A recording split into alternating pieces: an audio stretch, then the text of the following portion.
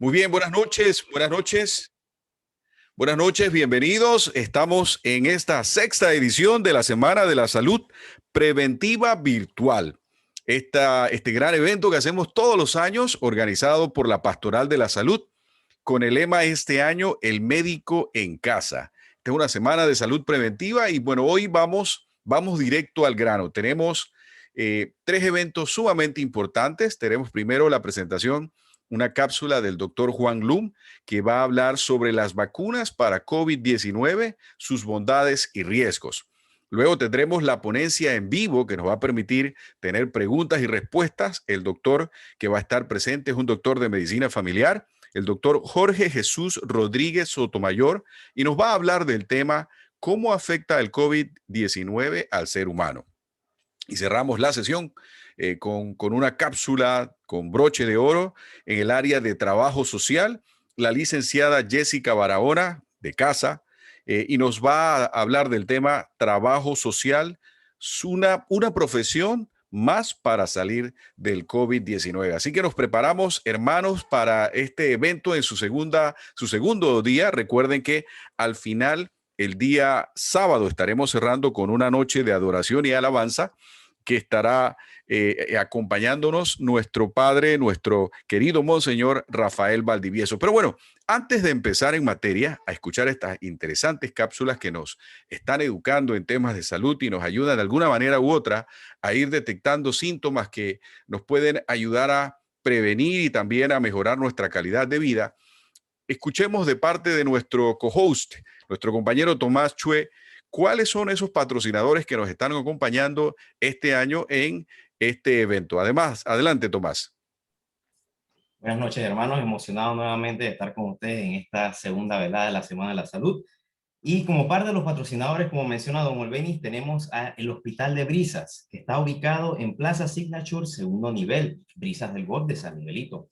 Ofrece una gran gama de especialidades médicas como ortopedia, cardiología, gastroenterología, urología, ginecología, neurofisiología, geriatría, neurología, pediatría, psiquiatría, urgencia médica quirúrgica, dermatología, medicina interna, medicina general, como también cuentan con hospitalización, endoscopía y colonoscopía, laboratorio clínico, manecología, quirófanos, urgencias, y trabajan con las aseguradoras más importantes del país. También queremos recordarles, hermanos, como les mencionábamos, que todas las preguntas que nos realicen, favor nos coloquen algún contacto, ya sea su número de teléfono o número de correo, ya que estaremos sorteando los 10 certificados de regalo que nos está aportando el Hospital de Brisas del Golf. También tenemos a Consultorio Marilet, profesionales de la salud. Si necesitas un espacio para atender a tus pacientes, Consultorio Marilet es tu mejor opción. Están ubicados en Plaza Signature, Brisas del Golf de San Miguelito, y puedes consultar para más información su página web www.consultoriomarilet.com. Les recordamos que también alquilan consultorios a profesionales de la salud. ¿Y qué más tenemos, don Olbeniz? Bueno, Tomás, vamos a arrancar ya con la primera ponencia. El tiempo es oro. Tenemos entonces la presentación de nuestra primera cápsula. Va a ser dictada por el doctor Juan Lum, talento acá de nuestra casa también, con mucho conocimiento, participante en muchas de nuestras pastorales. El doctor Lum hoy nos hablará del tema las vacunas para COVID-19 y sus bondades y riesgos. Adelante con la cápsula, Pati. Adelante, estudios. Buenas, mi nombre es Juan Eduardo Luz Medina, soy médico de hace 28 años, de los cuales Dios me ha ocupado en trabajar en la rama de la epidemiología en los últimos 13 años.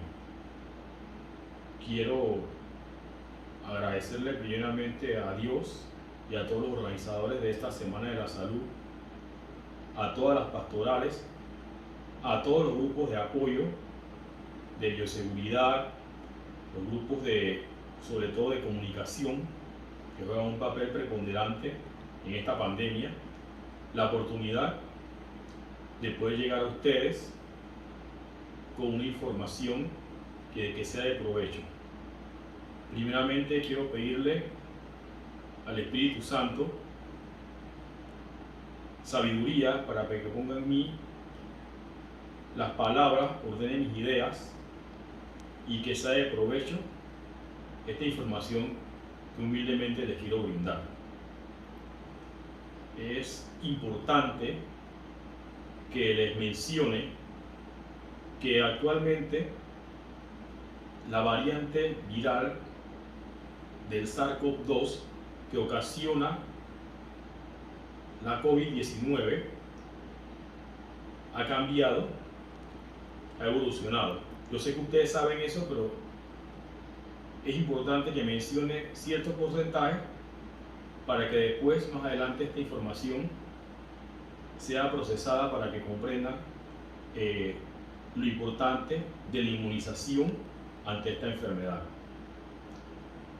Como todos sabemos, una provincia china denominada Wuhan se dio a conocer a la faz mundial a través de la enfermedad del virus del SARS-CoV-2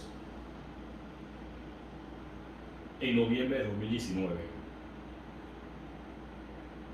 Luego, meses después, el virus, aprovechándose de que no teníamos nada, aparte de las medidas de bioseguridad, estábamos todos y continuamos todos aprendiendo de esta enfermedad, tuvo la oportunidad de sufrir una mutación importante, conocida como la variante alfa, que se dio en el Reino Unido. Esta variante, ahí viene el detalle que quiero que pongan atención, o que Dios me permita explicarme, es un 50% más transmisible que la variante originaria de Wuhan. Luego, a finales del 2020 han surgido muchas variantes, pero estas variantes no han tenido tanta significancia con respecto a la variante del Reino Unido. Actualmente, de hace un par de meses para acá, estamos frente a una variante que se originó en la India. Y es muy relevante esta variante porque sabemos que la población de la India, casi de 1.600 millones de habitantes, estamos hablando fácil de un quinto a un cuarto de la población mundial, ¿verdad? Esta variante, conocida como la variante Delta, hay otros detalles ahí como que tiene una subvariante, una Delta Plus, pero esos son términos acá que para nosotros en salud tienen más relevancia. Lo importante es que esta variante Delta es 60% más transmisible que la variante del Reino Unido. O sea, si hagamos una matemática simple, exponencialmente 50% la del Reino Unido más que la originaria, y esta 60% más que la del Reino Unido. La buena noticia de esto es que estas variantes, si bien es cierto, es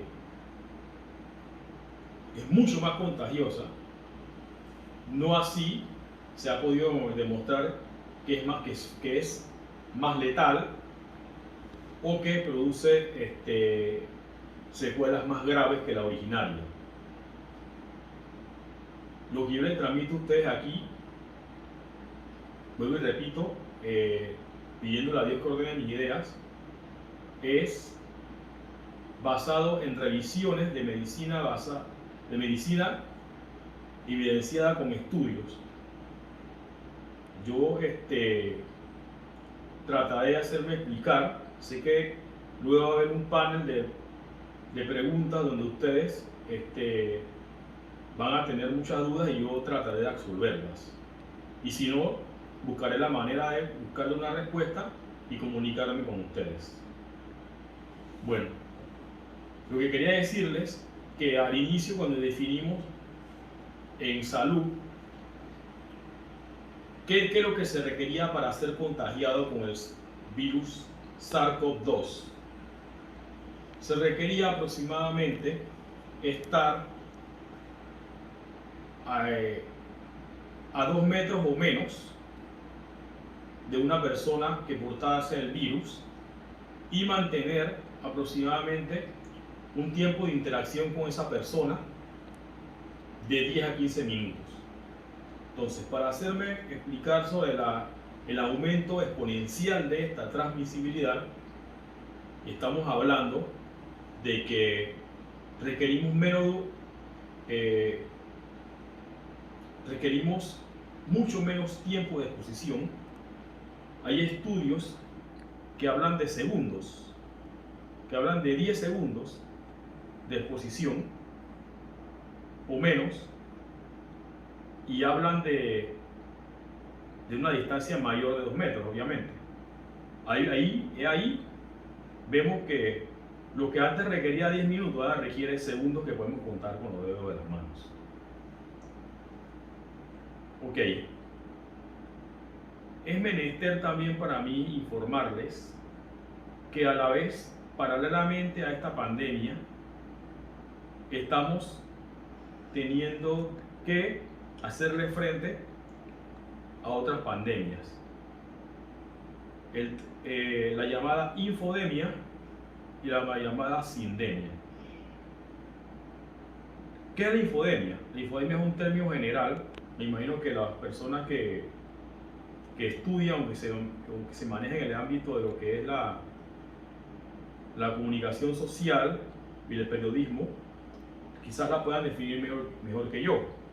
Pero a grandes rasgos, la infodemia no es más que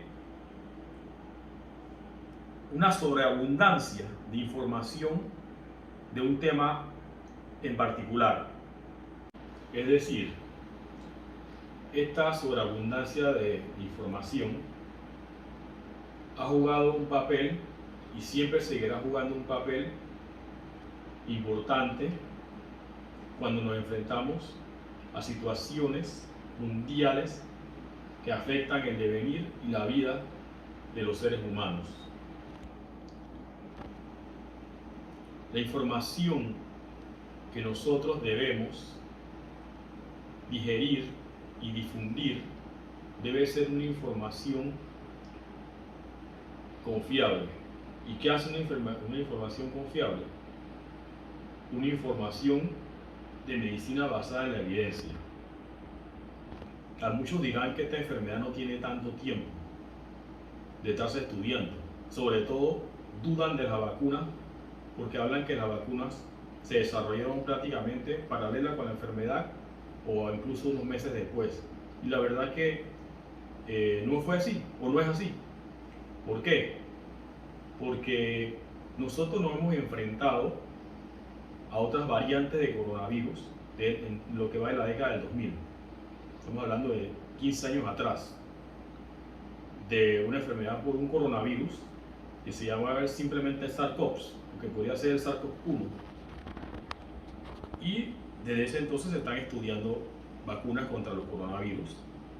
Luego vino una enfermedad conocida como MERS, enfermedad que se daba en otras latitudes, también por otro coronavirus. No voy a entrar en explicaciones científicas, que no es el caso, pero lo que quiero que ustedes sepan que tenemos más de 15 años desarrollando este tipo de vacunas. Eso por un lado. Nosotros en salud, para nosotros es relevante que aprendamos técnicas de comunicación para poder llegar con equidad a todos.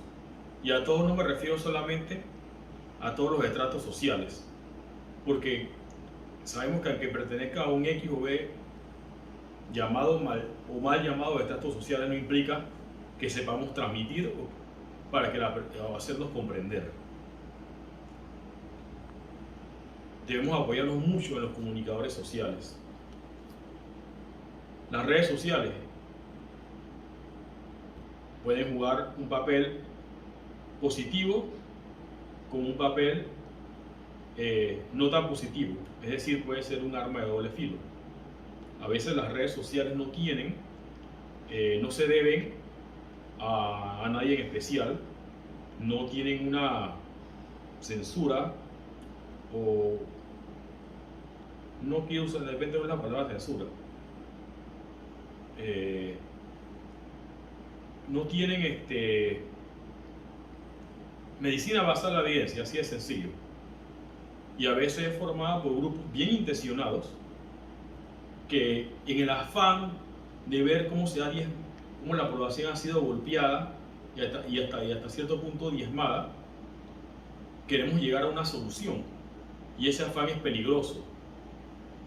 Entonces, por eso es deber de nosotros en salud, de los buenos comunicadores sociales, de los buenos periodistas, de todo, en realidad, de todos en general, saber que la información que se filtra y que se da sea más difundida a la población en general. Lastimosamente se han estado haciendo estudios concomitantes a esta pandemia, por eso dije que estamos frente a una infodemia también, y las personas a nivel mundial han consumido un 70% de desinformación. Es decir, que han recibido una información, no digamos que falta, pero no de todo cierta y peligrosa. Cito solamente un ejemplo, el famoso dióxido de cloro. Todos sabemos que el cloro es nocivo, es simplemente un veneno. Y hemos visto que personas en su afán de digamos, hacer un frente a esta enfermedad, han tomado dióxido de cloro. Ya después ha habido consecuencias. En fin, pero esta es responsabilidad de todos que se lleve una información adecuada.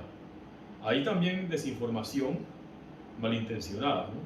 Pero bueno, ese no es el caso que voy a tocar aquí. Eso tiene muchas otras aristas. Y rápidamente voy a hablar de lo que es la sindemia, ¿no? La sindemia no es más que cuando, como ustedes saben, esto ha afectado el aspecto socioeconómico. En otras palabras, ha golpeado el bolsillo de casi todo el mundo, ¿verdad? Y ha producido a nivel mundial problemas familiares, ha producido que las personas estén más deprimidas, problemas de salud mental, disminución de ingresos, disminución de la fuerza laboral, etc. Bueno, entrando ya en materia de vacunas, que es lo que me trae más aquí, el primer mensaje que yo les quiero dar es que siempre cumpliendo con la medicina basada en la evidencia, los grupos de edades, los géneros, masculino y femenino, la mejor vacuna es la que esté disponible y te puedas poner. Me atrevo a decir esto, hay muchas vacunas en el mundo, pero aquí actualmente tenemos dos y ambas tienen un respaldo bastante grande. Yo personalmente, sumada a la vacuna de Pfizer, la AstraZeneca, también he estudiado bastante acerca de la vacuna Moderna y la de Johnson & Johnson. Me atrevería a decir que son las que más han estudiado antes de salir a la calle. Y rapidito les explico, han sido estudiadas en diferentes grupos de edades, con personas con diferentes condiciones de salud, y con personas discapacitadas. Ya se han hecho estudios con mujeres embarazadas, pacientes con enfermedades que comprometen su sistema inmune, etcétera, ¿no? ¿Por qué les digo esto? Porque en esta epidemia de información se ha tratado de favorecer a una sobre otra. Y les puedo decir, después de haber revisado tanta literatura y tantos estudios, que sí es cierto que hay diferencias en cuanto a la efectividad pero no son diferencias tan grandes. 91% de efectividad Pfizer frente a un 80% de efectividad de AstraZeneca. Pero todas estas dos, no sabemos si llegará después la Johnson & Johnson, pero creo que nos vamos a mantener con estas dos vacunas. Estas dos tienen el mismo nivel de protección postvacunal en cuanto a evitar hospitalizaciones, condiciones graves y fallecimientos en cuanto a la población. Dicho en otras palabras, todas previenen estas situaciones hasta un 99%. Entonces, por eso les digo y repito que la mejor vacuna es la que esté a tu alcance en cuanto a estas dos, porque a la larga lo que queremos es eso, quedar protegidos frente a enfermedad grave y fatalidad. Otra cosa que nos pone a dudar mucho son los efectos secundarios, que yo no vengo aquí a defender a ninguna vacuna en particular. Es más, siempre cuando tomamos el más mínimo medicamento, hasta un acetaminofén, usted puede agarrar y leer el inserto de cada uno de estos medicamentos y en todo te va a salir un porcentaje de que se pueden dar efectos secundarios o efectos adversos indeseables. Pero les digo una cosa, sopesemos esto. ¿Qué ustedes creen que es mejor? ¿Qué es más alto? ¿El riesgo de tener un efecto secundario o el beneficio de quedar con una protección a enfermedad grave o muerte del 99%? Obviamente el segundo, ¿no? Que quedar protegidos. Porque si hay casos de efectos secundarios, pero son mínimos, por debajo del 1%. Por otro lado, mi recomendación es que siempre se vayan a vacunar a un lugar donde hay un equipo de salud, llámese un colegio, llámese un puesto habilitado, llámese un estadio, un gimnasio, etc. ¿Por qué? Porque yo les puedo dar fe que como equipo de salud, cada vez que se monte una jornada de vacunación, se despliega un equipo de salud con médicos, enfermeras, ambulancias, insumos médicos, llámese venoclisis, medicamentos, para tratar de manera inmediata los efectos adversos que se pudiesen dar, y de hecho se tratan. Ahí, si usted le da una reacción alérgica, usted se le trata de una vez ahí mismo en ese colegio y se le estabiliza, si se le puede estabilizar ahí, pues se le da su medicamento, se le pone la venoclisis del medicamento que se le tenga que poner y se le manda para su casa si usted ya está estable. Si usted requiere que se lo hospitaliza porque ha pasado. O sea, lo que quiero decir es que se sientan confiados que responsablemente se ha tomado esa medida. Y sé que hay muchas dudas, ¿no? Sé que la vacunación, en lo personal para mí, no avanza a la velocidad que se debe avanzar. Como ustedes pueden ver, estamos a nivel mundial en una tercera ola y Panamá no escapa de esta tercera ola. Y esta tercera ola, que si bien es cierto parecía ser el mejor momento de la pandemia, pues no lo es. No quiero decir que es el peor, pero no es el mejor momento, porque el hecho de que a nivel mundial no hayamos vacunado de manera oportuna es lo que ha permitido el desarrollo de estas variantes, las que mencioné al inicio. Por eso y mientras más variantes se den, más oportunidades tiene el virus de hacerse más transmisible. Si bien es cierto, no va a matar a más personas, ni va en porcentaje, guardadas las proporciones, no va a matar a más personas. Sí, todo puede aumentar, porque si Si yo antes contagiaba, por decirlo, usando un número X, 50 personas, ahora voy a contagiar 300. Y si de esas 50 personas se agravaban 2 y moría una, ahora de 300 se van a agravar 6 por 2, 12 y se van a morir 6. Entonces, para mí en lo personal, me parece que es tiempo de que ya no solamente tuviera ejerciendo la vacunación exclusivamente el personal de enfermería, ¿no? Deberíamos, como en otras latitudes, entrenar a otro personal o personal de salud que sea capaz de inocular y sea entrenado para inocular sendas vacunas. Así que yo quiero invitarlos a ustedes a que se vacunen al momento que se les dé la oportunidad, porque así más pronto podremos ir saliendo de esta pandemia. Como les dije, la medicina está basada en la evidencia. ¿Y por qué lo estoy invitando a vacunarlo lo antes posible? ¿Se acuerdan que al principio les hablé de India? Bueno, aunque les parezca mentira, durante casi todo el 2000, India, a pesar de su gran población, fue uno de los países donde mejor se llevaron las medidas de bioseguridad, donde más se cumplían las restricciones o las normas que se daban en el momento.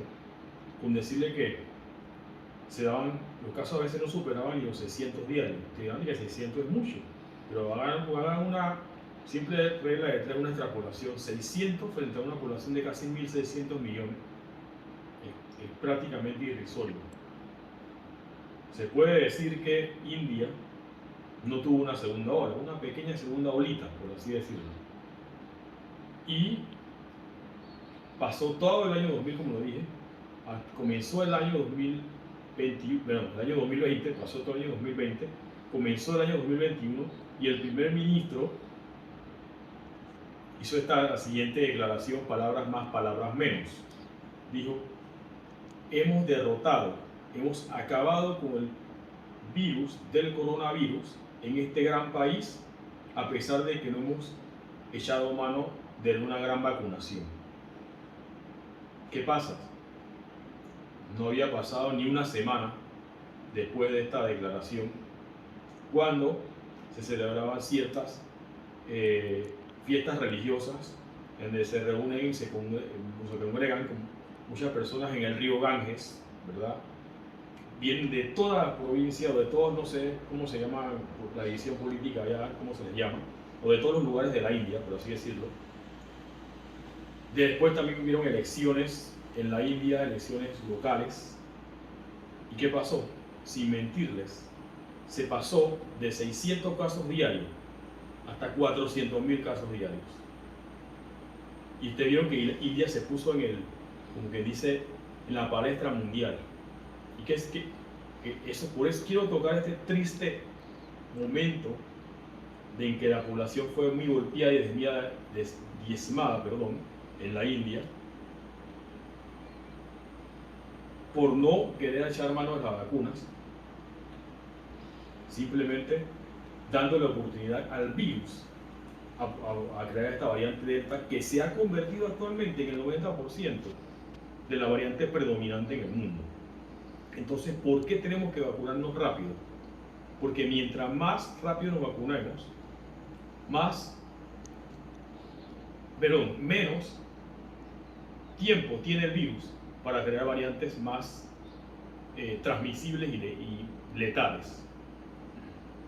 Así que lo que se hablaba anteriormente, rapidito para no entrar en tanto detalle, que de que teníamos que alcanzar un 70% de la población para conseguir lo que se llama inmunidad de rebaño. Inmunidad de rebaño no es más que la cantidad de población que tiene que estar vacunada para que el virus, para hacerle un cerco al virus, para que el virus no pueda seguirse transmitiendo entre las personas, causando estragos. Bueno, créanme que ese porcentaje actualmente se está situando entre el 90 al 95% de la población vacunada. O sea, es un salto drástico. Antes podíamos decir que con un 30% de no vacunados lo íbamos a poder, como que dice, aplanar totalmente el virus. Entonces, por eso es importante que nos vacunemos lo antes posible. Es importante que mantengamos las medidas de bioseguridad. Es importante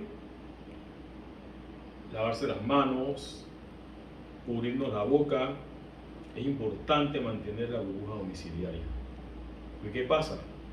La población que se está infectando, más no enfermando gravemente, es una población joven, entre 20 a 39 años, que si bien es cierto, a veces ni se percata que se enferma, claro, porque es, ya sea por un mejor sistema inmune o no, simplemente porque los virus se estudian y sabemos ya por evidencia de que ese virus no causa grandes estragos, salvo excepciones en personas jóvenes.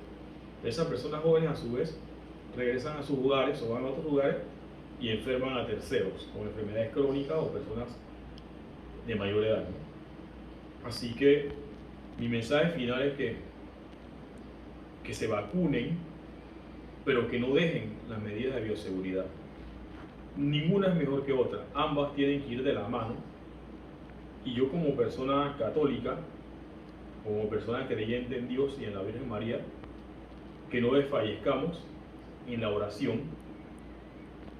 Eso ya lo digo a título personal, que es el arma principal, la fe que tenemos contra esta pandemia, y que la oración colectiva, si la oración individual tiene poder, la oración colectiva tiene infinito poder.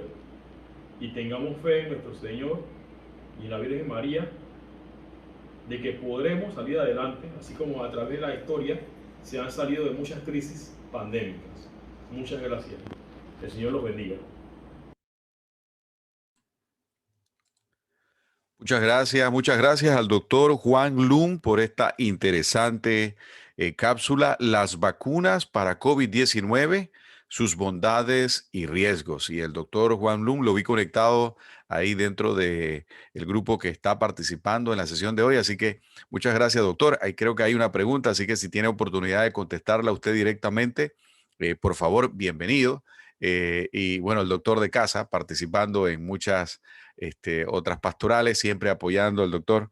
Muchas gracias, Juan, por esta interesante. Me quedo con dos conclusiones muy bonitas. Me llamó la atención. Decía, la mejor vacuna es la que está a tu alcance. Así que si todavía tenemos duda de que si es Pfizer o si es de AstraZeneca, yo creo que esa conclusión que nos dio el doctor Lum nos ayuda mucho a orientar, ¿no?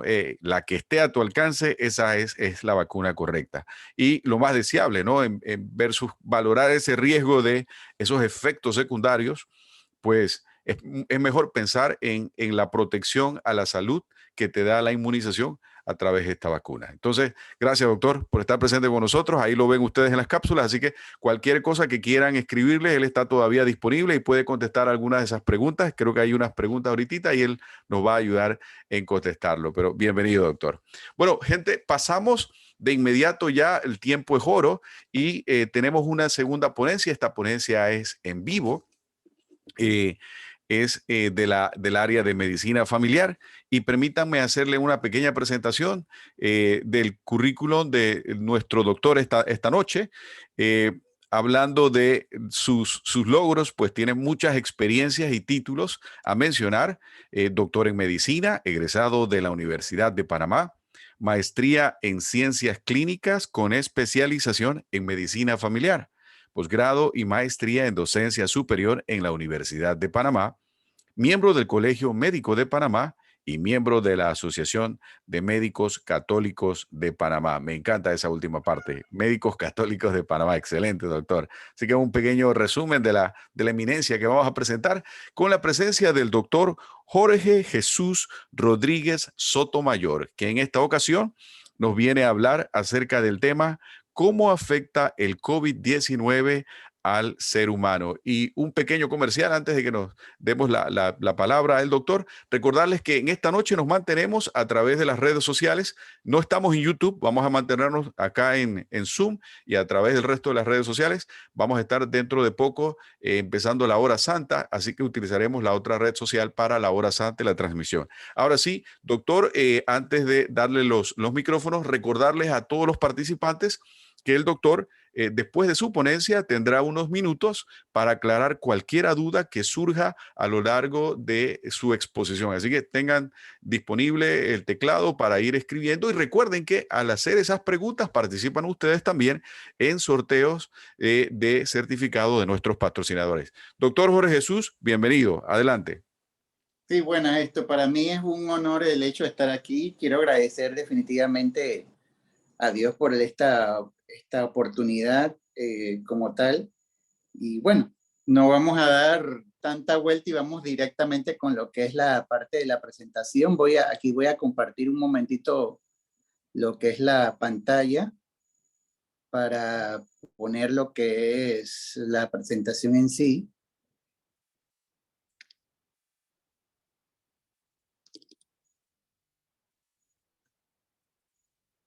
Sí, bueno, hay muchas cosas que ya han sido comentadas por el doctor que me antecedió, así que vamos a ir hablando. Definitivamente quiero enfatizar algunas cosas, lo que es la parte del contagio.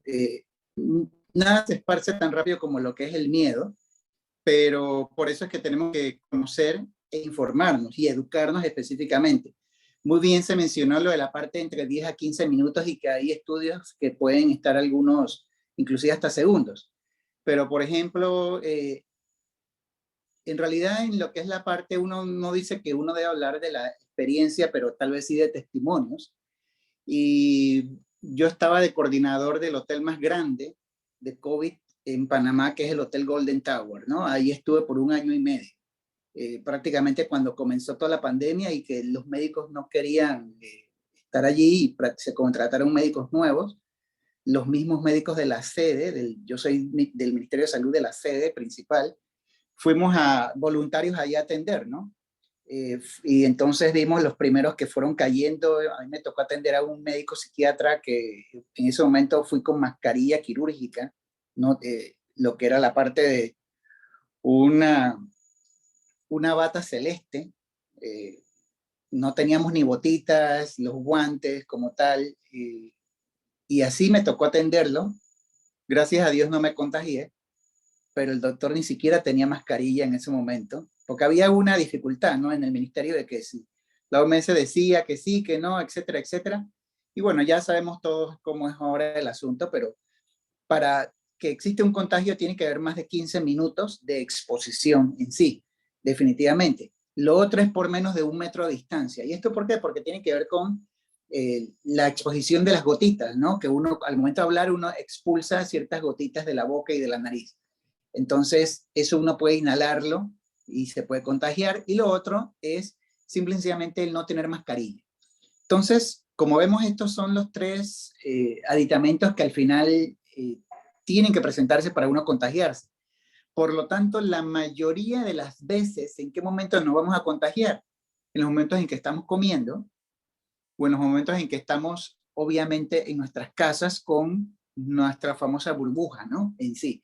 Por eso es que se insiste tanto en el hecho de que se mantenga la burbuja, de alguna u otra manera, porque ahorita mismo las personas adultas y las personas que sufren de enfermedades crónicas se están quedando en casa y los que están saliendo son las personas, entre comillas, saludables y sanas. Pero estos a la larga se enferman, no tienen síntomas, llegan y entonces contagian, porque casualmente en la casa es que tenemos este tipo de circunstancias de más de 15 minutos, menos de 1 metro de distancia y sin mascarilla. Y ahí entonces fácilmente uno se contagia.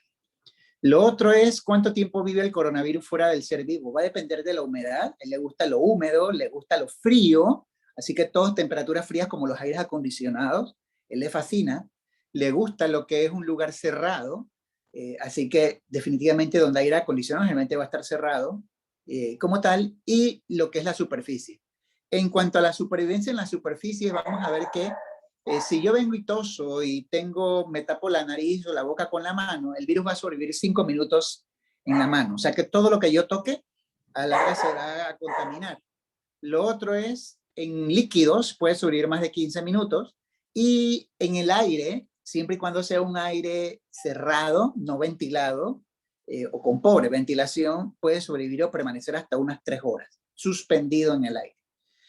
Obviamente si es un espacio abierto, el viento lo cambia y entonces es muy diferente, ahí uno no se va a contagiar en esa manera. Lo otro es en el cobre, todo lo que son las monedas de centavo, por ejemplo, puede sobrevivir 4 horas, en el aluminio hasta 8 horas, en lo que es la parte del látex hasta 9 horas como tal.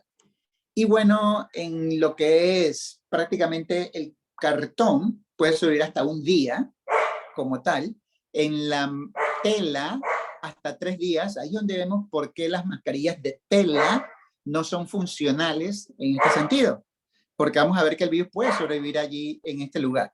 Y lo otro es la parte de, casualmente, en el plástico, hasta 3 días también. En lo que son los utensilios, como por ejemplo el acero inoxidable, que es la cocina casi siempre, hasta 4 días.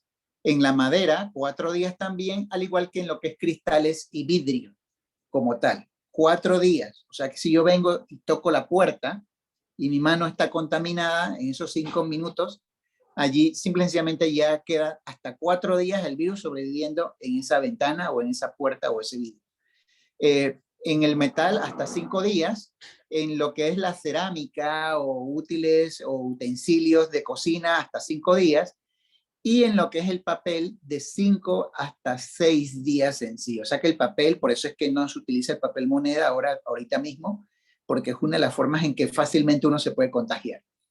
Dicho esto, entonces, ¿cómo el virus puede ser combatido? Bueno, si ya le dijimos que le gustan los espacios cerrados.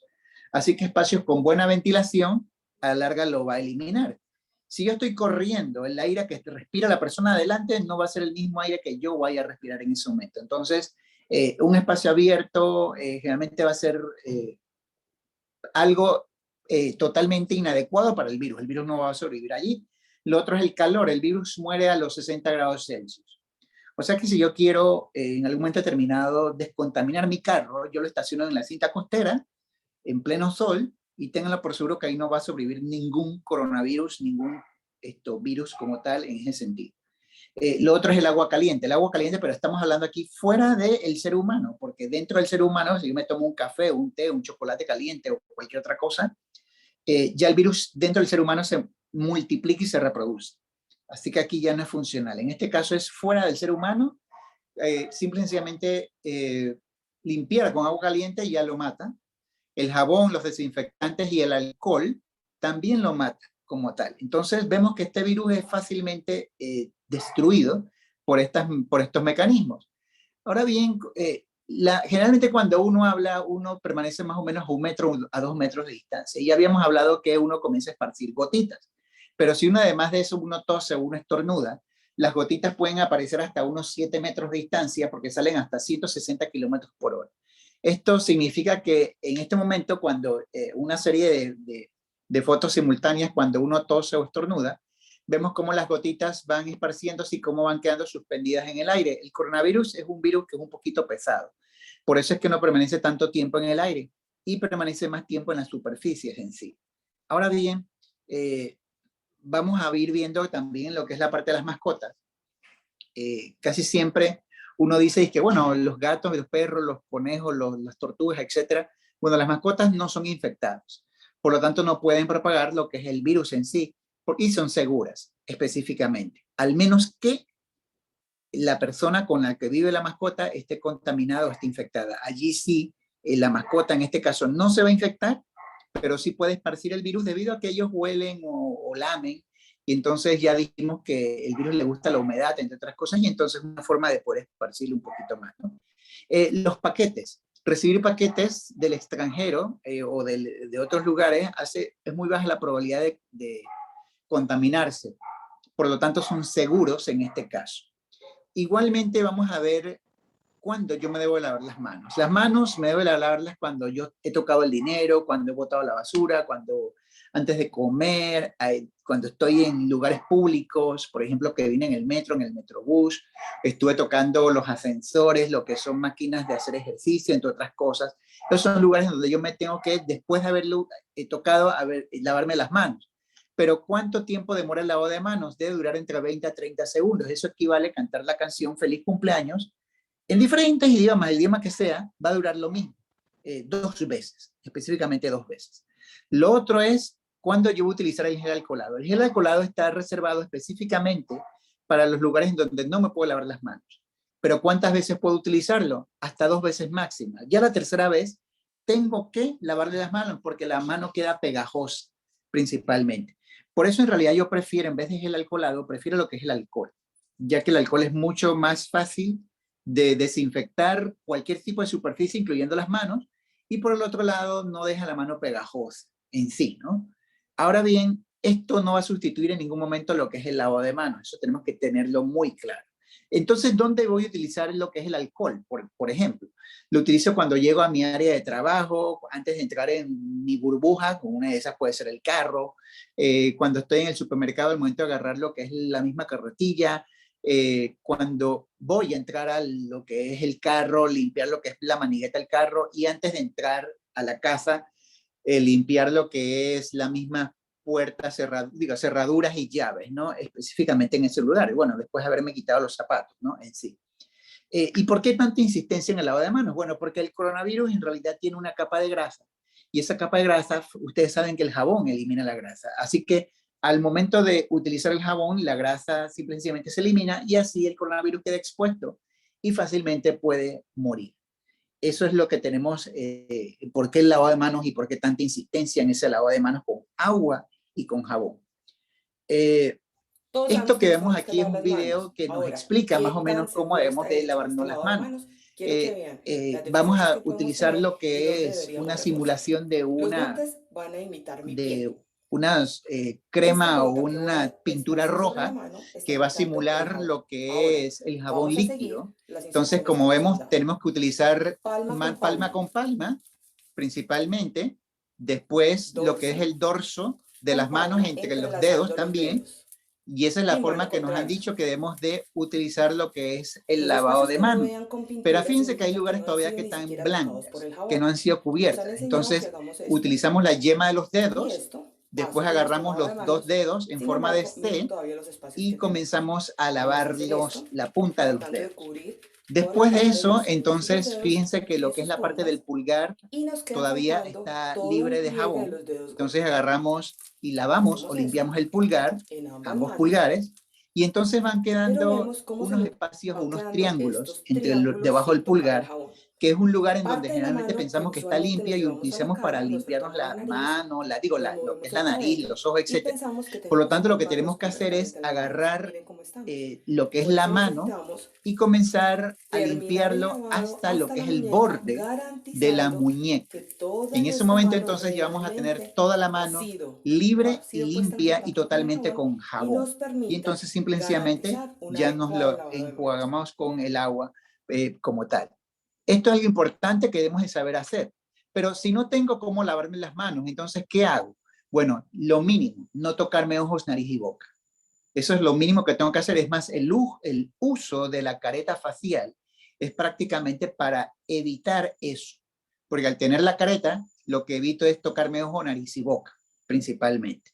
Lo otro es el uso de la mascarilla. Sí, fíjense que la mascarilla siempre tiene que estar colocada con lo que es agarrada en el borde donde están las ligas o las bandas o los hilos como tal. Nunca debo de tocar la mascarilla directamente y yo debo de presionar el borde de la nariz haciendo lo que es la parte de la especie de un puente, ¿no? Como tal. Al momento de retirarla tampoco me quito la mascarilla, toco la mascarilla directamente, sino que lo agarro nuevamente por el borde de lo que es estas ligas o bandas elásticas o hilos, y entonces la desecho como tal. Y después de haberla desechado, entonces me debo de lavar las manos con agua y jabón o con alcohol. Definitivamente, muchas veces no sabemos cómo utilizar la mascarilla, y la mascarilla siempre tiene que tocar o tapar lo que es la nariz y la boca. Cualquier otro lugar donde no esté tapando, entonces la mascarilla está mal utilizada. Esto es una parte importante, que es el hecho de los tipos de mascarillas. Ya vimos que las mascarillas de tela solamente nos van a proteger si acaso media hora, si acaso. Las mascarillas quirúrgicas, que son las que la mayoría utilizamos, nos pueden proteger hasta 4 horas. Eso significa que en una jornada laboral, prácticamente la mascarilla no la puedo utilizar toda la jornada. Yo tengo que cambiarme. Lo otro es las mascarillas, la KN95, ya sea con filtro o sin filtro. Estas sí van a durar un poco más y van a durar hasta 8 horas en sí, principalmente. Entonces, eso es para que lo tengamos en mente de antemano, el hecho del uso de las mascarillas. Pero si yo no tengo la mascarilla puesta y estoy expuesto ante una persona enferma, con COVID, entonces es muy alta la probabilidad de que yo me enferme. Si yo me pongo la mascarilla, ya baja esa probabilidad. Pero fíjense que si la mascarilla la utiliza el que está contagiado, entonces la probabilidad baja mucho más aún. Pero como no sabemos quién está contagiado y quién no, porque pueden haber personas que tengan síntomas o que no lo tengan, entonces por eso todo el mundo debe utilizar mascarilla y en esta manera entonces disminuye mucho más aún la posibilidad de contagiarse. Pero uno siempre tiene que utilizar la mascarilla, siempre, excepto para comer. Y es casualmente en ese momento que nosotros tenemos que estar mucho más atentos, porque por ejemplo, fíjense, bueno, vamos a ver si este video sí, donde se le coloca una sustancia que va a simular los gérmenes principalmente. Entonces, en las manos. Esta sustancia no se ve, se va a colocar solamente se coloca en las manos, simulando como si fuera una contaminación por bacterias en sí. Prácticamente es para saber todo lo que esa persona toca, cómo simplemente se va a ir transmitiendo. Entonces esta persona fue y supuestamente iba a comer, a repartir la comida con otro grupo de personas, manteniendo la mascarilla, si se fijan. Entonces ella vino y prácticamente en este momento crucial, en donde uno está comiendo, podemos ver cómo uno se puede ir contaminando, ya sea en un restaurante, ya sea en un lugar, en el comedor o donde fuese.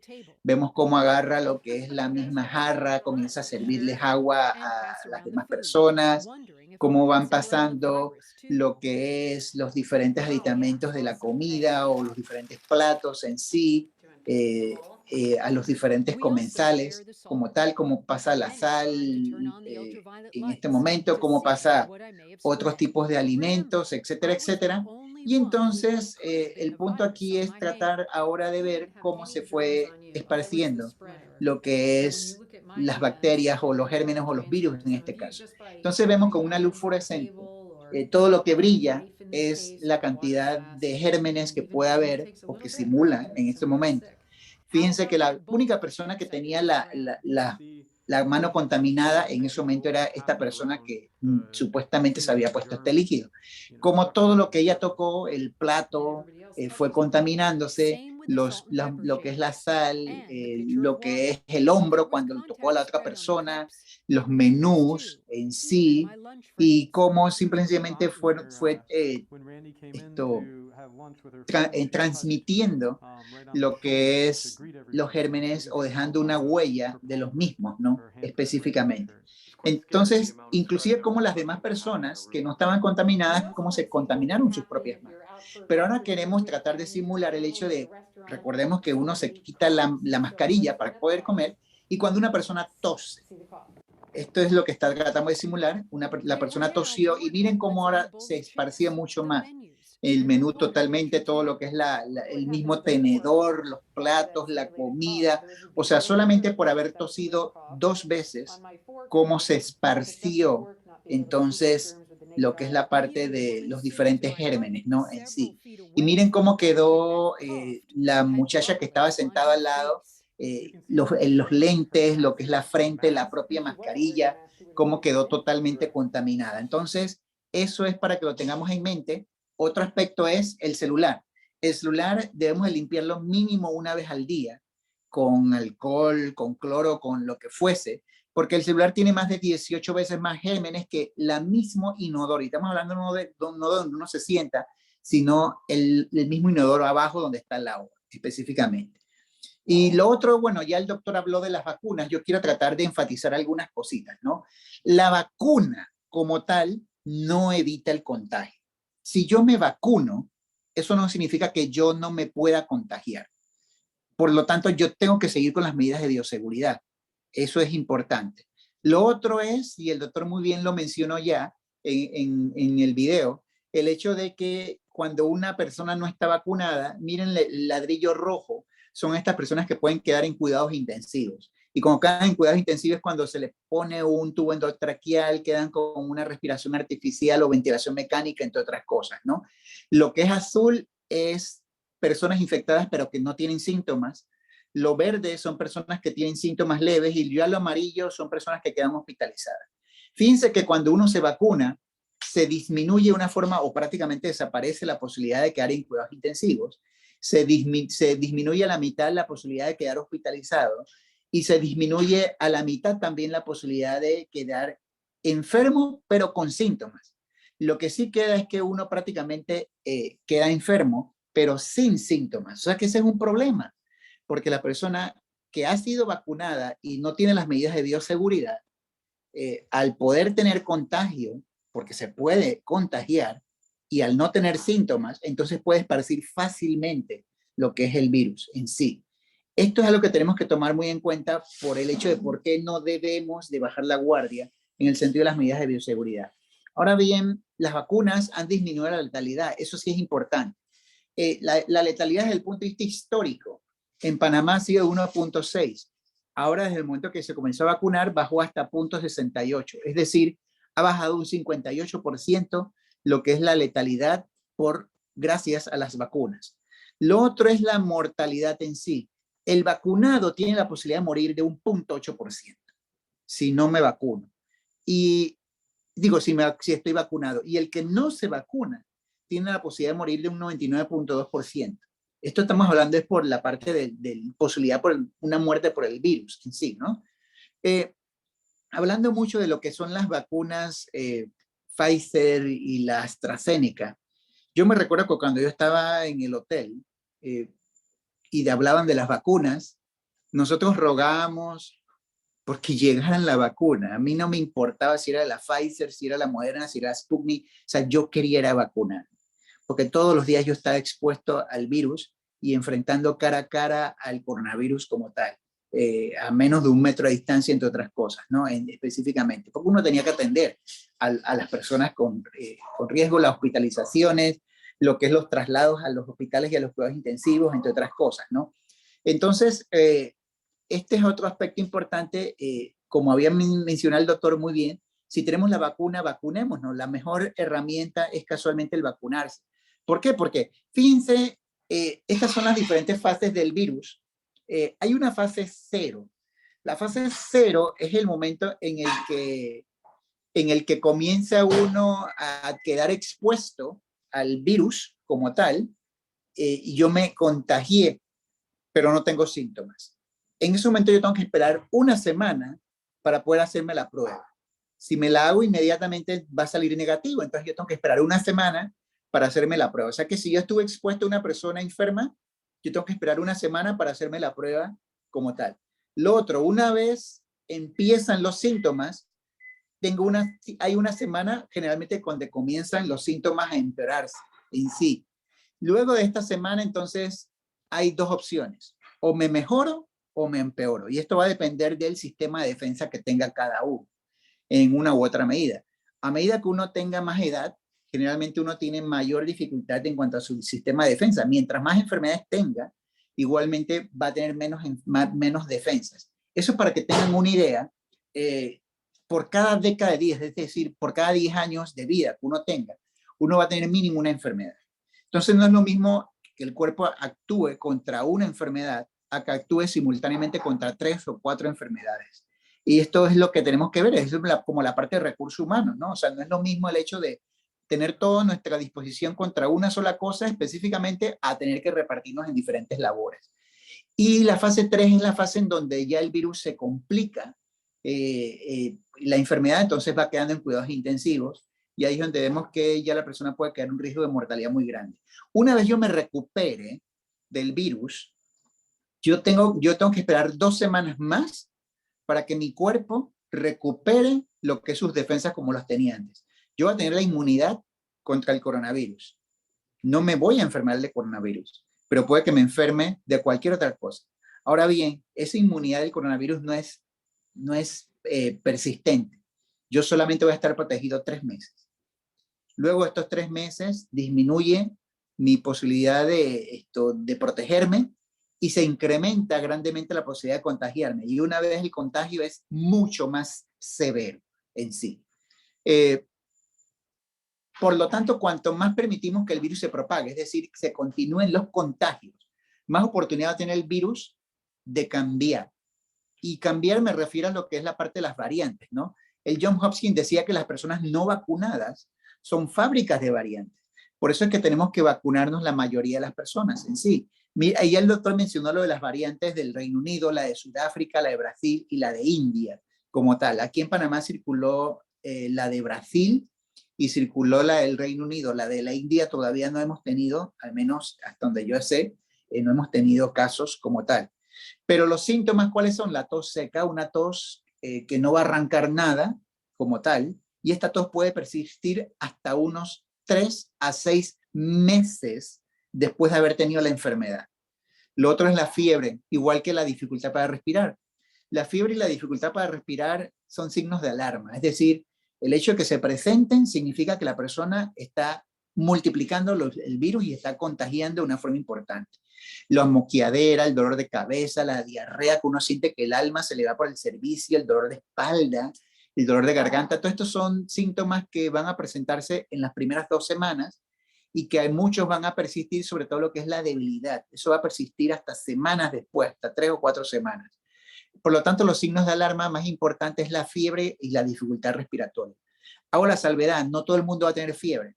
Yo puedo tener la enfermedad y no tener fiebre. O sea que la mitad va a tener fiebre y la otra mitad no va a tener fiebre.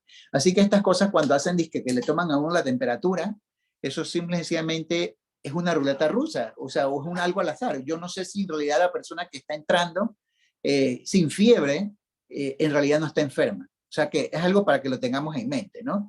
Y bueno, ya para ir terminando, acá vamos a ir hablando de lo que son las olas. Prácticamente la primera ola fue la muerte por el mismo coronavirus en intensivo. La segunda ola, entonces, fueron las muertes que ocurrieron por problemas de accidentes de tránsito o cualquier otro tipo de accidente, porque todos los recursos estaban orientados hacia el coronavirus, ¿no? Entonces las ambulancias no se tenía disponible, etcétera, etcétera.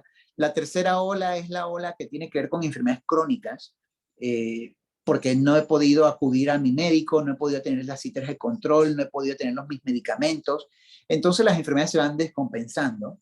Y la cuarta ola es la ola que tiene que ver con problemas mentales, es decir, la ansiedad, la depresión, problemas económicos, el estrés, entre otras cosas, en este sentido. Entonces, estamos ahorita mismo manteniendo una tercera y una cuarta ola, específicamente. Por lo tanto, ya para ir terminando, yo quiero enfatizar lo que son las medidas mínimas de prevención. Primero, los 2 metros de distancia. Segundo, lo que es el uso constante de la mascarilla. Y tercero, lo que es el lavado de manos, ya sea con agua y jabón o ya sea con alcohol. Es decir, el DIMALA específicamente. Entonces, esto es lo más importante. Tenemos que continuar. Si tenemos dispuestos a vacunar, vacunémonos específicamente. Y bueno, yo solamente quiero terminar con esta última diapositiva para... uno dice que uno tiene que hacerse conocer. Bueno, estas son mis redes sociales en lo que es el Twitter y el Instagram. Ahí yo generalmente coloco lo que es la parte de autocuidado y estilo de vida saludable como tal, ¿no? Principalmente. Entonces, con mucho gusto, esto sería toda mi ponencia y estoy dispuesto a cualquier pregunta o interrogante que tengan a disposición. Muchas gracias, doctor Jorge Jesús Rodríguez Sotomayor. Muy interesante el tema, conociendo un poco más acerca del COVID y cómo afecta al ser humano. Muy didáctico y sobre todo visual. Así que nos sentimos en una clase magistral acerca del tema y Y adivine qué, tenemos una gran cantidad de preguntas para usted, doctor, así que ojalá nos alcance el tiempo para poderlas responder todas. Le hago el pase a mi compañero Tomás Chue, que va a leerle las preguntas para que usted nos ayude con esas interrogantes.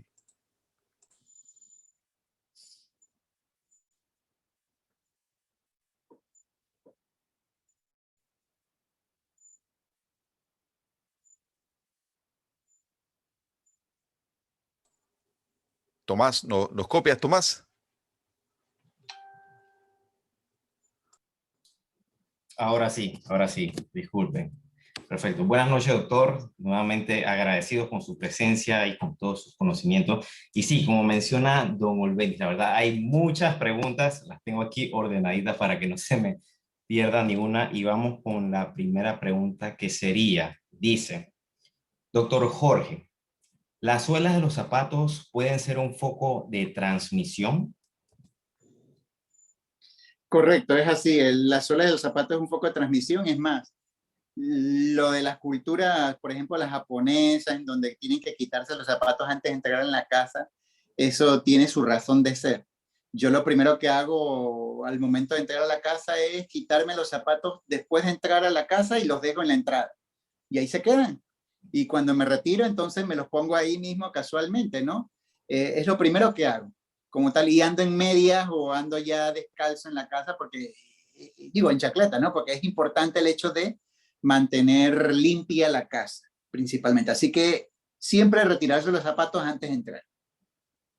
Muchas gracias. La siguiente pregunta dice, buenas noches, doctor. Yo sufro de dermatitis atópica. ¿Hay alguna contradicción por el uso excesivo de alcohol en mi piel? Bueno, la dermatitis atópica generalmente tiene que ver con alergias, ¿no? Como tal. Si se usa mucho alcohol, al final lo que puede ocurrir es que la piel se reseque un poco más. Entonces lo que se recomienda es utilizar cremas humectantes, principalmente en este caso. Si en tal caso ocurre lo que es la resequedad en las manos. Pero eso no contraindica el hecho de no poder utilizar el alcohol. Simplemente tendrá que utilizar alcohol y tener en su mano también un gel hidratante para hidratarse las manos. Muchas gracias. La siguiente pregunta dice, doctor Jorge, algunas personas cuando se colocan la mascarilla quirúrgica les produce estornudos y seguida de una rinitis. ¿A qué se debe eso? Bueno, el filtro de la mascarilla generalmente tiene unas pelucitas, ¿no? Hay unas personas que son un poquito más sensibles a esto y le puede dar un tipo de rinitis como si fuese una rinitis alérgica y comienzan entonces a estornudar o a tener un poquito más de secreción nasal. Esas son personas sensibles, en este caso son personas que pueden tener asma, personas que pueden tener dermatitis atópica, pueden tener rinitis alérgica. Simple y sencillamente, en este caso se puede comprar una especie de, como si fuese una especie de esqueleto que se coloca en la mascarilla para que la mascarilla quede sobre ese esqueleto y no quede directamente tocando la piel o la nariz. Así pues, entonces puede disminuir esta molestia que puede presentarse.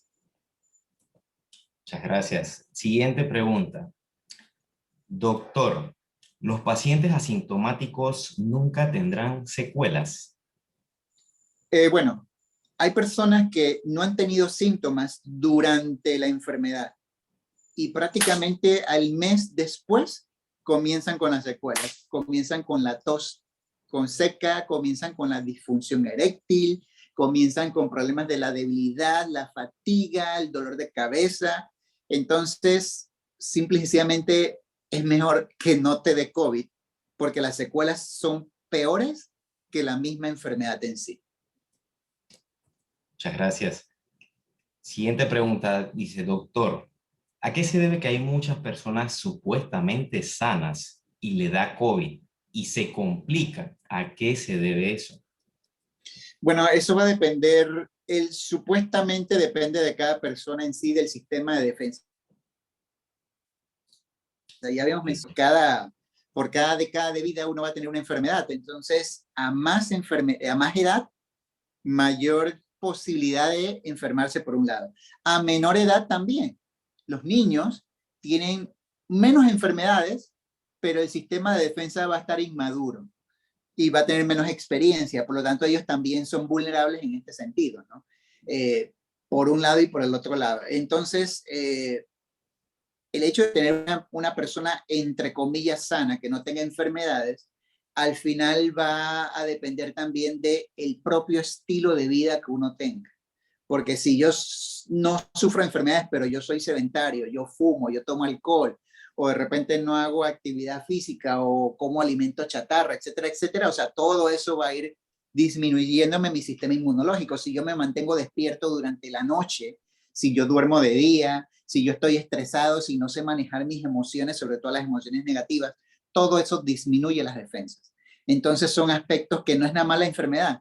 Hay muchas otras circunstancias que también pueden disminuir lo que es la defensa y por ende hacerte vulnerable. No, y parece mentira, ¿no? Lo que dicen, lo que mencionan todos los doctores siempre, hacer ejercicio, comer saludable, o sea, eso es básico para protegerse. Entonces, la siguiente pregunta dice, ¿qué tiempo de protección tienen las mascarillas negras con tela blanca adentro? Me parecen que esas tienen una textura más fuerte. Ok, esto va a depender. Estas mascarillas a veces tienen filtro. Lo importante del filtro es que el filtro tiene que cambiarse, ¿no? Como tal, por un lado. Y por el otro lado, generalmente recordemos que la mayoría de estas mascarillas son desechables, o sea, no se pueden reutilizar. Y eso es lo que tenemos que tomar muy en mente de antemano. Si yo voy a utilizar, por ejemplo, una mascarilla de tela, yo la tengo que utilizar fuera de la mascarilla quirúrgica, y eso solamente por momentos estéticos en sí, pero recordando de que la mascarilla quirúrgica tengo que desecharla y la de tela, bueno, lavarla, ¿no? Constantemente en este caso, sabiendo de que esa de tela va a ser un foco de infección importante en sí. Gracias. Siguiente pregunta. Doctor, ¿por qué muchos pacientes crónicos superan el COVID-19 y los no diagnosticados de enfermedades crónicas no lo superan? Bueno, en realidad eso va a depender también de las personas. Generalmente las personas que están enfermas son más conscientes de sus necesidades y de sus debilidades como tal. E indirectamente se protegen más en comparación a las otras personas. O sea, si yo estoy consciente de que yo sufro de la presión, además de estar pendiente de estarme tomando mi medicamento, yo debo estarme cuidando de no comer tanta sal, de hacer actividad, de cuidar mis emociones, etcétera, etcétera, para que mi presión no se eleve. O sea, estoy mucho más consciente y por lo tanto yo me protejo mucho más en ese sentido. Ahí es donde está la diferencia. O sea, al uno estar más consciente, entonces uno simplemente se protege más en comparación a la otra persona que no lo tiene, como quien dice, en primera plana, ¿no? Este pensamiento. Gracias, muchas gracias. Siguiente pregunta dice, doctor, ¿qué tan complicado podría ser una persona que fue operada de tiroides que tenga complicaciones de contagiarse de COVID? Bueno, si fue operada de la tiroides, en realidad ya ahí podemos decir que es una enfermedad crónica como tal. La enfermedad de la tiroides generalmente va a afectar todo el cuerpo. Entonces, ya de por sí, las defensas van a estar afectadas en una u otra medida. Por lo tanto, aquí lo importante es, nuevamente recalco, la vacunación, por un lado, como dijo también el doctor, y por el otro lado, lo que es las medidas de cuidado principalmente. O sea, es decir, si yo sé y estoy consciente de que tengo algún problema, yo lo que tengo que hacer es exacerbar mucho más mi cuidado, principalmente, ¿no? Muchas gracias. Siguiente pregunta, doctor. Dice, ¿por qué la traqueotomía? ¿Por qué los pacientes deben estar boca abajo? Ok, lo que se identificó es que cuando las personas están boca abajo, es mucho menos el esfuerzo respiratorio. Por eso las personas cuando estaban en intensivo los viraban y los volteaban boca abajo, porque así la dificultad para respirar era mucho menor, específicamente. Porque por un lado, boca arriba, el pecho, por ejemplo, las mamas en las mujeres o los pectorales en el varón, eso hacía que pesara mucho más sobre lo que es la expansión de los pulmones. Boca abajo, prácticamente los músculos de la espalda son mucho menores como tal, y en este caso entonces se facilitaba lo que es la respiración en sí. Muchas gracias. Siguiente pregunta. Dice, doctor, ¿por qué después de 5 meses de superar COVID no se recupera el gusto? Bueno, el gusto sí se va a recuperar, pero en forma de poco a poco, específicamente. Uno tiene que estimular lo que es el gusto con lo que es sabores de vainilla, lo que es el vinagre, lo que es la parte de los cítricos como tal, para ir lo que es cosas dulces, para ir estimulando los diferentes lugares donde está el sentido del gusto, ¿no? En la lengua, que son los cuatro sentidos del gusto, ¿no? Principalmente.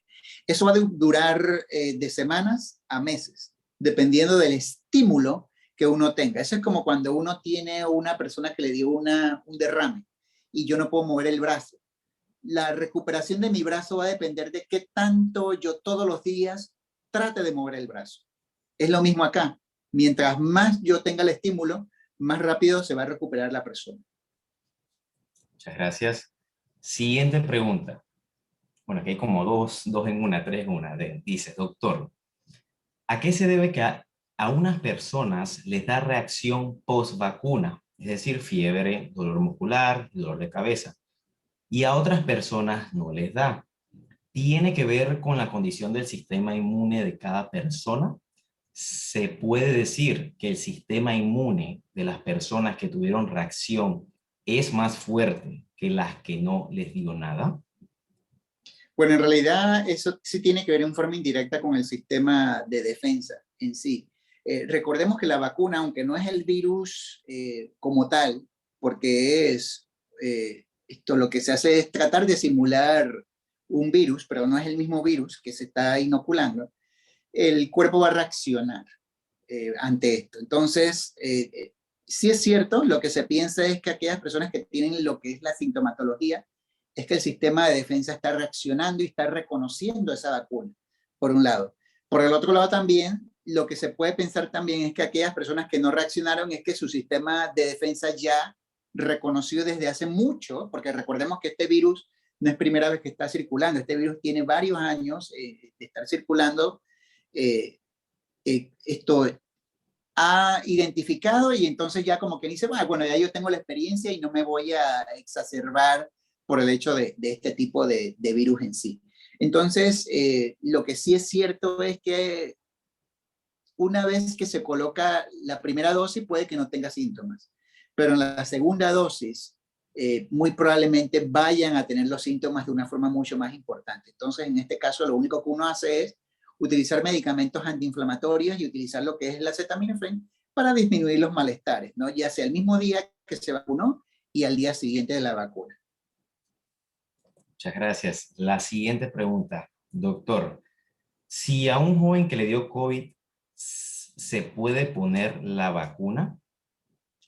Bueno, los que les dio COVID tienen hasta 3 meses de protección como tal. Si me acaba de dar COVID, yo tengo que esperar mínimo un mes para poderme colocar la vacuna. Se recomienda ponerse una dosis, es como si ya fuese su segunda dosis en realidad, siempre y cuando ha pasado el mes desde el momento en que se diagnosticó lo que es el COVID. Si ya pasó más del mes, entonces como si no hubiese tenido esta primera dosis de vacunación natural y habría que colocarle nuevamente las 2 dosis. Entonces, eso es para que lo tengamos en mente. Mínimo una dosis si ha pasado el mes y no está de más el hecho de colocarle la segunda dosis. Muchas gracias. Siguiente pregunta. Buenas noches, doctor. Después de tener COVID, ¿qué tiempo debo esperar para poder colocarme la vacuna? Ajá, habíamos dicho que un mes, principalmente. Un mes después de haberme dado el COVID. Perfecto. Siguiente pregunta. Dice, doctor, ¿qué pasa con una persona que se contagia varias veces? Ok, los que se contagian varias veces, cada vez que le dé el siguiente contagio va a ser peor, como tal. Y al ser peor, entonces significa que se puede complicar y por ende que puede quedar hospitalizado y puede quedar en unidad de cuidados intensivos. Entonces, es preferible que los que le dieron COVID tienen que cuidarse mucho más aún que los que no les ha dado COVID, porque al final va a ser peor el cuadro. Muchas gracias. Siguiente pregunta. Me parece que esta la mencionamos en su introducción, pero no estoy muy seguro. Dice, doctor, ¿cuál es su especialidad? Sí, yo soy médico especialista en medicina familiar. Gracias. Y como última pregunta, dice, una de las secuelas sería la caída de cabello, más o menos, ¿cuánto tiempo persiste y si hay algún tratamiento para contrarrestarlo? Bueno, sí, ha habido casi en 1 de cada 4 personas se ha presentado lo que es la caída de cabello en sí. Y podemos decir que eso también tiene que ver con lo que es la parte del estrés, ¿no? Como tal. Las medidas es igualito, o sea, disminuir el estrés, por un lado, buscar medidas de relajación y por el otro lado entonces se puede utilizar un medicamento que es la minoxidil, que es un líquido que se coloca en el lugar donde no hay cabello para que crezca el cabello, ¿no? Principalmente. Ok, muchas gracias, doctor. Bueno, por el momento estas son todas las preguntas. Queremos agradecer nuevamente, doctor, por su tiempo, por todo su conocimiento. Ha sido muy valioso esta presentación. Gracias. Gracias. Entonces, antes de pasar a la siguiente presentación, vamos a mencionar nuestros otros patrocinadores que también nos han ayudado enormemente con la realización de esta actividad, las que son Fundación para la Promoción y Desarrollo de la Mujer y el Niño. Están ubicados en el edificio 665, calle principal Martin Luther King, Arnulfo Arias, área de San Miguelito. Están comprometidos con el trabajo social y asistencias a personas con discapacidad. Tienen lo que son las capacitaciones y cursos del INADE. También tenemos a nuestros amigos de Panacredit.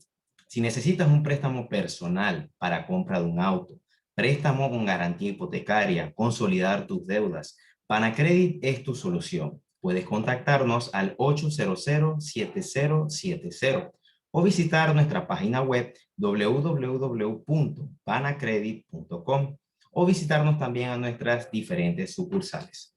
Y también tenemos a nuestros amigos de Premedic, ubicados en Brisas del Golf de San Miguelito, Plaza Caja de Ahorros entre Cochés y Papa John's.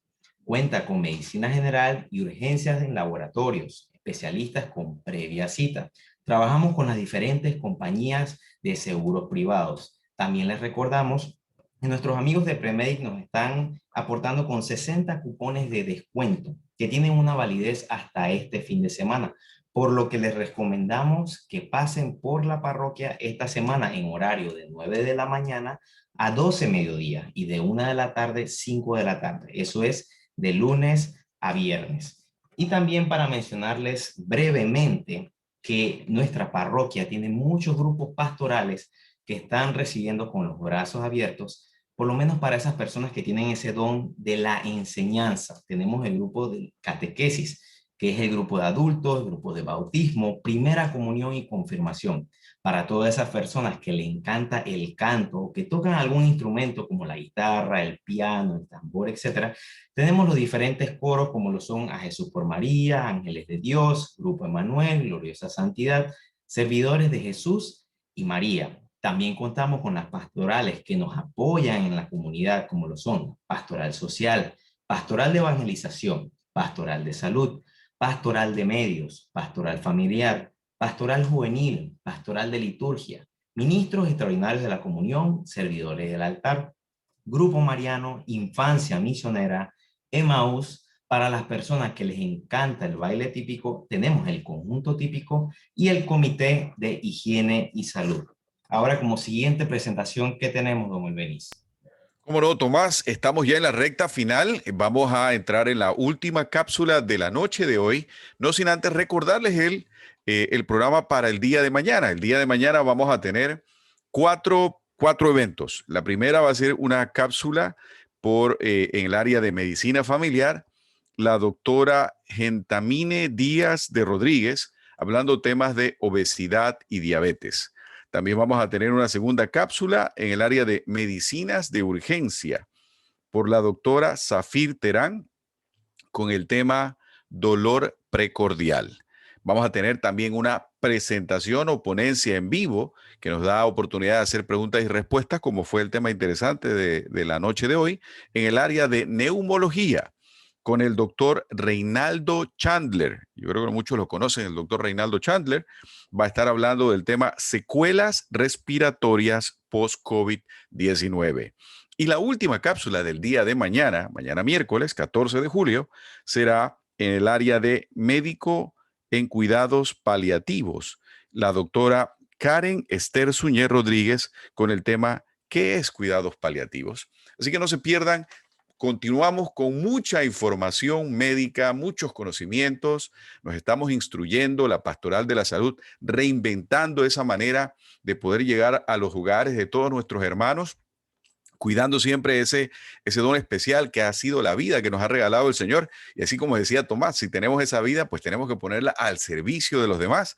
Así que si usted se siente con ánimos de ayudar y participar, en el caso de nuestra parroquia tenemos una gran cantidad de pastorales para que usted participe. Y esta última ponencia es de una persona muy especial.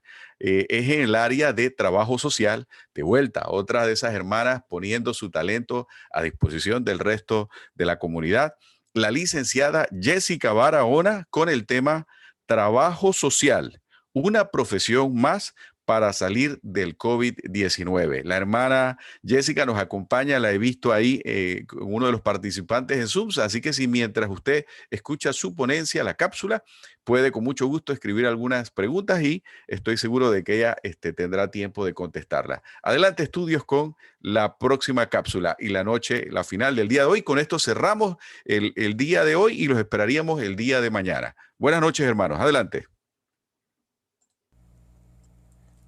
Muy buenas tardes. Mi nombre es Jessica Barahona. Laboro como trabajadora social en el Hospital de Especialidades Pediátricas y me complace hoy expresar la labor que hacemos nosotras las trabajadoras sociales a nivel de salud y con el COVID-19. Voy a hacer una breve historia de la profesión de trabajo social en Panamá. Cada 6 de septiembre en Panamá se celebra el Día del Trabajador Social en reconocimiento a la fecha en que se creó la Escuela de Trabajo Social. La escuela nace en 1947 con el apoyo de la constituyente doña Esther Neira de Calvo. Desde un inicio perteneció a la Facultad de Administración Pública de la Universidad de Panamá. En la Caja del Seguro Social, el Departamento de Trabajo Social se creó en enero de 1950 como una necesidad de los servicios médicos para atender situaciones sociales vinculadas a la salud de la población protegida. El perfil de un trabajador social incluye vocación, pasión por ayudar y la empatía. Son las fuerzas dominantes que nos hacen llevar a cabo un buen trabajo. Este profesional se dedica a promover el cambio social y a generar proyectos que incrementen el bienestar y la calidad de vida de las personas. Además, los profesionales de esta disciplina aportan en la atención y en prevención de la enfermedad y la promoción de la salud, contribuyendo así a mejorar la vida cotidiana de las personas en forma tangible. Hablemos un poquito de lo que es estigmatización social ante el COVID-19. Y no es más que la asociación negativa entre una persona o grupo de personas que comparten ciertas características y una enfermedad específica. Estigmatización social supone cuando etiquetamos a una persona, cuando la estereotipamos, cuando la discriminamos y cuando hacemos trato diferenciado. No es más que una percepción de vínculo entre personas o grupos y una enfermedad. La estigmatización social en el ámbito de la salud afecta muy negativamente a quien la padece la enfermedad, a sus cuidadores, a los familiares, amigos y comunidad. El actual brote de COVID-19 ha provocado estigmatización social y comportamientos discriminatorios contra personas de determinados origen étnico, así como contra cualquier persona que se considere que ha estado en contacto con el virus. Esto ha traído repercusión social en la salud, ya que lleva a las personas a ocultar la enfermedad para evitar la discriminación, disuadirlas de buscar atención médica inmediata, disuadirlas de adoptar comportamientos saludables. Nosotros como trabajadora social estamos tratando de enfrentar y detener la estigmatización. ¿Y cómo lo hacemos? Tratamos de contribuir a la confianza en los servicios y consejos de salud seguro, comprender la enfermedad en sí, ser empático con la persona que lo está padeciendo, adoptar medidas y prácticas eficientes. Tratamos de que la comunicación sea efectiva. Debemos saber comunicarnos y no hablar de personas que están infectadas, de personas que contagian, de personas víctimas o sospechosas. Cuando nos referimos a alguna persona debemos de referirnos personas que tienen COVID-19, personas que están siendo tratadas por COVID-19, personas que están siendo recuperadas del COVID-19 o personas que han fallecido luego de contraer el COVID-19. Nosotros los trabajadores sociales tenemos un papel fundamental como expertos en la atención y en la intervención social. Se abordan las medidas preventivas de contagio de los trabajadores sociales y así como la forma de actuar ante la sospecha de la enfermedad y sus síntomas. Debemos conocer la situación social a través de la metodología propia de la profesión. Hacemos primero un estudio para sacar de ahí nuestros diagnósticos sociales y preparar nuestro plan de acción para el sujeto de intervención, ya sea familia, individuo, grupo o comunidad. Estamos en la primera línea de combate y estamos apoyando en las diversas estrategias para contener el virus y apoyar a las personas afectadas con el virus. A principio de la pandemia en nuestro país, en marzo del 2020, nos vimos abocadas a trabajar en los hoteles hospitales. Allí nosotros hacíamos el primer contacto vía telefónica con los pacientes y los familiares. Aplicábamos nuestras encuestas sociales para indagar sobre aspectos familiares, sociolaborales y de salud, y así poder identificar necesidades y establecer el apoyo social y hacer las debidas referencias. Asesorábamos sobre derechos laborales, sobre prestaciones económicas, dábamos soporte emocional y soporte espiritual. Después de hacer el estudio en las comunidades y en las diferentes instalaciones, nosotras las trabajadoras sociales nos acogemos entonces a entregar algunas ayudas que nos ofrecen algunas ONG, clubes cívicos y otras instituciones. Con los equipos de salud participamos, somos miembros activos en la toma de decisiones y proyectos a seguir. En cuanto a la trazabilidad, las compañeras o las colegas de trabajo social a nivel de policlínicas salen con los equipos de trazabilidad y ellas les dan seguimiento a las personas que se encuentran en cuarentena, sean positivos o negativos. También ahí se identifican necesidades de los grupos familiares. Se gestionan alimentos, medicamentos, entre otras necesidades. Y se realiza en la comunidad el perifoneo, promocionando las nuevas medidas de bioseguridad. ¿Qué nos ha evidenciado a nosotros las pandemias? Nos ha evidenciado que la salud no tiene precio. Nos ha evidenciado la fragilidad de los gobiernos en cuanto a políticas sociales, el estilo de vida de la gente, cómo viven, sus creencias, sus costumbres, el valor de la familia. Nos hemos encontrado con familia con ausencia de valores, que esto ha provocado crisis en el grupo familiar. Las crisis económicas, ya sea porque ambos padres o uno solo o el cabeza de familia está suspendido o ha sido despedido. Y esto ha traído consigo, aparte de la situación económica, la falta de alimentos, la educación, que ahora mismo hay un alto índice de deserción escolar, porque hay muchos grupos de familia que no cuentan con un internet, con unas redes, ni siquiera con una computadora para poder que sus niños estudien. En cuanto a la salud, hemos visto personas que se han deteriorado por miedo a ir a las instalaciones de salud, y más se ve esto en las personas que tienen enfermedades crónicas. han descuidado y han abandonado sus tratamientos. Pero no todo es malo. Nos hemos dado cuenta que los panameños y también extranjeros han sido muy solidarios con todas aquellas personas vulnerables. Nosotros hemos recibido mucha ayuda. Yo a principio de la pandemia me preocupaba porque yo tengo una base de datos de personas que siempre hemos contado con ellas y pensé que como todo estaba cerrando y algunas ONGs también estaban cerrando, no se iban a poder dar las ayudas. Pero al contrario, yo no he tenido que ir a tocar puertas, a mí me han tocado las puertas del departamento para preguntarme, licenciada, ¿qué se está necesitando? ¿Qué necesita para sus pacientes?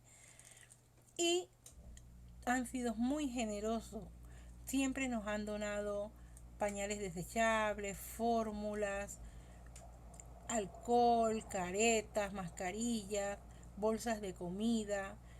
Y en esto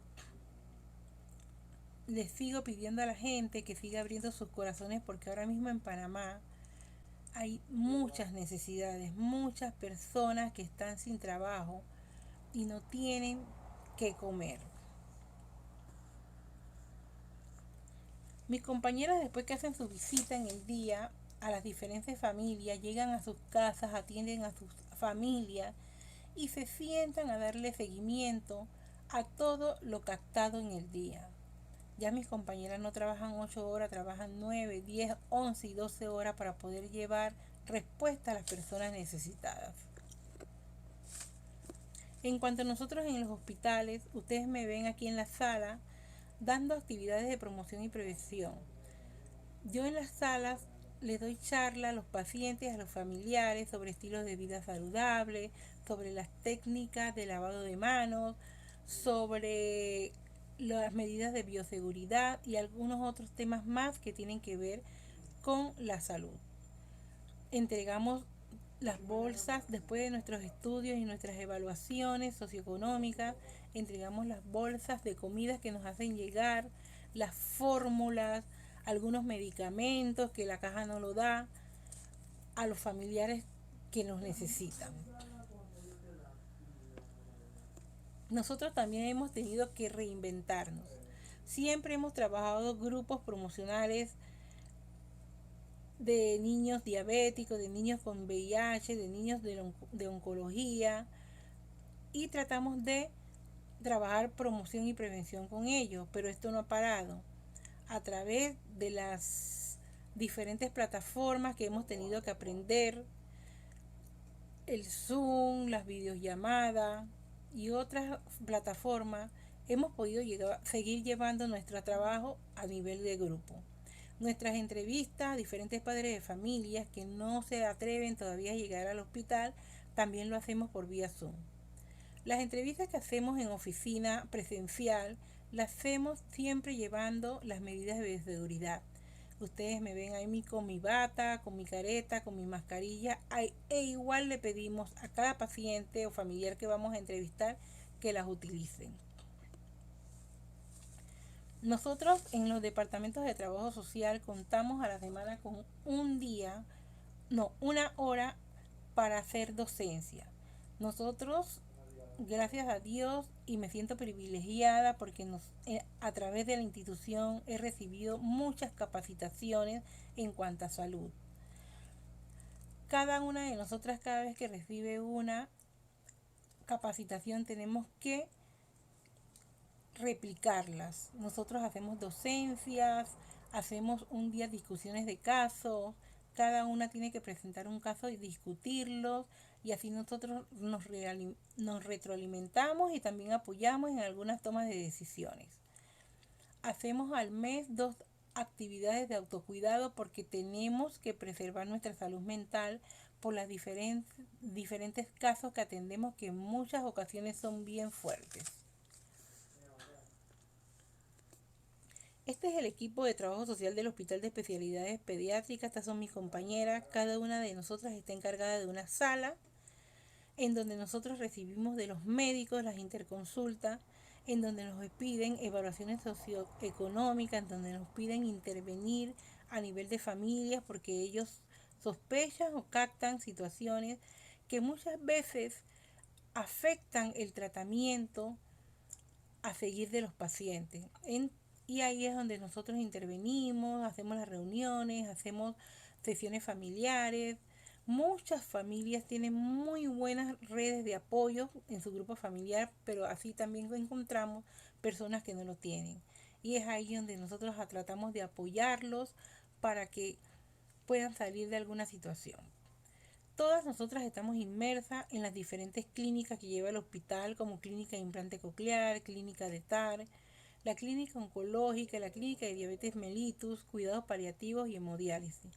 Y no solamente trabajamos con ellos promoción y prevención, trabajamos mucha mediación a nivel de la familia, hacemos muchas intervenciones para que el grupo familiar pueda seguir adelante y seguir apoyando a su familiar afectado. Y para terminar mi intervención, quiero cerrar con este valor que tiene mucho que ver con lo de la pandemia, con lo que estamos viviendo ahora mismo en Panamá, el valor de la solidaridad. A manera de reflexión hablamos que la solidaridad nace del ser humano y se dirige esencialmente al ser humano. La verdadera solidaridad, aquella que está llamada a impulsar los verdaderos vientos de cambio que favorezcan el desarrollo de los individuos y las naciones. Solidaridad porque es lo que es justo, porque todos vivimos en una sociedad, porque todos necesitamos de todos, porque todos estamos juntos en este barco de la civilización, porque somos seres humanos iguales en dignidad y en derecho. A manera de reflexión los dejo con este valor muy importante. Abramos nuestros corazones, seamos solidarios. Hay mucha gente necesitando del apoyo de nosotros como ciudadanos. Nosotros en el hospital estamos abiertos a recibir ayudas en especias, alimentos, pañales desechables, toallitas mojadas, algunos víveres, algunas leches o fórmulas que muchas veces por costosas que son el familiar no lo puede comprar. Así que termino mi intervención con esta reflexión que tiene que ver con la ayuda mutua entre nosotros los seres humanos. Muchas gracias.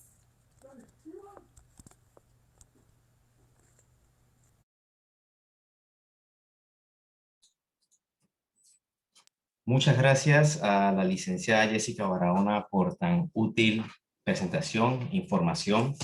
Y queríamos terminar solamente aquí mostrando rápidamente lo que son las redes sociales de la parroquia, para que puedan estar pendientes de toda la información, ya sea de actividades, eventos, o que tengan a primera mano cualquier actividad que se vaya a realizar.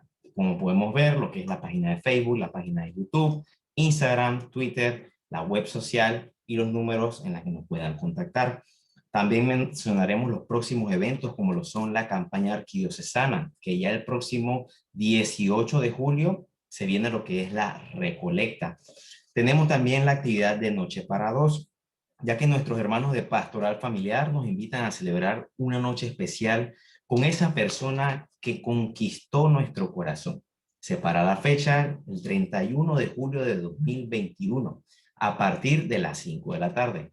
También queremos recordarle, hermanos, nuestras misas presenciales, que son los martes, jueves y viernes a las 6:30 p.m. También los sábados a las 6 p.m. y los domingos a las 8 a.m., 10 a.m. y 6 p.m. Recordarles que nuestras misas virtuales son todos los días de esa semana a las horas mencionadas. Y las confesiones son los martes y jueves a las 5 p.m. Les recordamos que todas estas misas, confesiones, los pueden agendar o les recomendamos agendarla en nuestra página web con previa cita, ¿verdad? Para ver si hay cupos para poder participar. Eso es en todo en cuanto a esta información. Entonces, hermanos, los esperamos a todos mañana desde las 7:30 p.m. Arrancamos con los siguientes temas interesantes de esta semana del médico en casa. Y bueno, esperemos que todos tengan una excelente y bendecida noche. Bendiciones.